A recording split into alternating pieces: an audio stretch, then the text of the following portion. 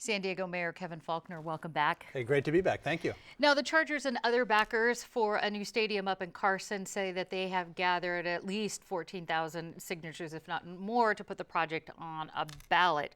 Are you still in direct talks with the Chargers and about this new stadium? Yeah, and while I can't control what's going on in Los Angeles, certainly all of our efforts is controlling our own destiny here in San Diego, and a lot of positive momentum that continues to build, and rightfully so.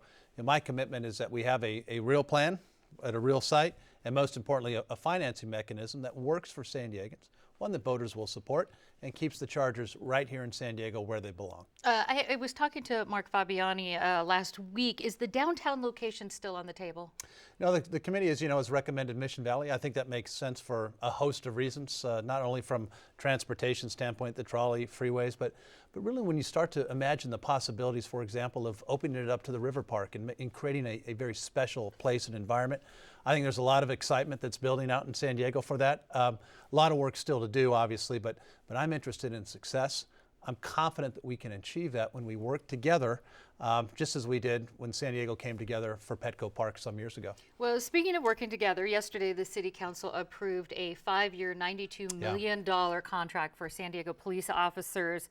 But since last July, 100 police officers, I understand, have left the force here in San Diego. How does the new contract address retention and recruitment? It was incredibly important, and the council did a great work on improving that yesterday, and it was a joint effort. I mean, it was Mayor, Council, Police Officers Association. Hugely important to making sure that when we hire the best and brightest men and women, that they stay in our department. We had, as you rightfully pointed out, folks leaving to go to other jurisdictions because we were not competitive. This changes that. This makes us not only competitive for right now, but for the foreseeable future. And the bottom line is that means that we have more men and women making our neighborhoods safer. That was a huge priority for me when I stepped in as mayor, and so it was a lot of work that got us to that point yesterday, but I was very gratified, and I think San Diegans should be as well. Well, something else, of course, that happened with the police department was that recent federal probe that linked a lapse in supervision to That's 17 right. cases of misconduct. U.S. Attorney Laura Duffy says reforms are underway. Are you involved in those reforms?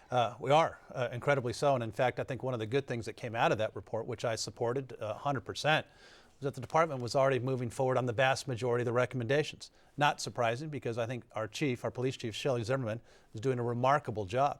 One of the things the report pointed out, back to supervision issues, is that the city was not doing a good enough job on making sure that rather than acting sergeants, that we had permanent sergeants. That was a reflection of some of the issues that we had with folks leaving for other departments. We're changing that. And I think that that's frankly, one of the good news findings, and really why yesterday's action by the council was so important in the work that we're doing with our police department on this really land-breaking 5-year agreement. Another agreement, today the City Council took up the issue of a permanent homeless facility.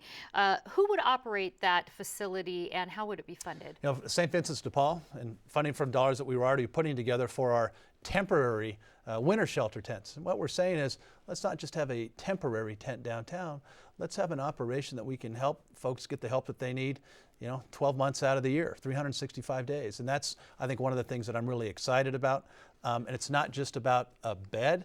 It's about the supportive services, whether that be counseling, mental health, medical, that really help somebody get back on their feet, make the transition out, from being homeless.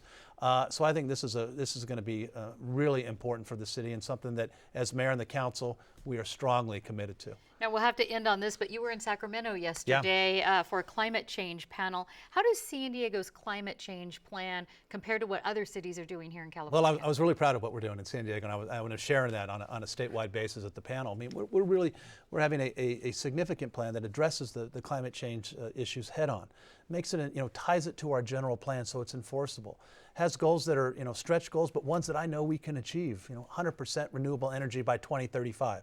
It won't be easy, but, our clean air, our water, it's part of our DNA as to who we are as San Diegans. And I think it's incredibly important for our city as we move forward that we have a plan that's going to work, that's really fostering new technologies in the clean tech sector. So that's what I was talking about in Sacramento. It's pretty well received.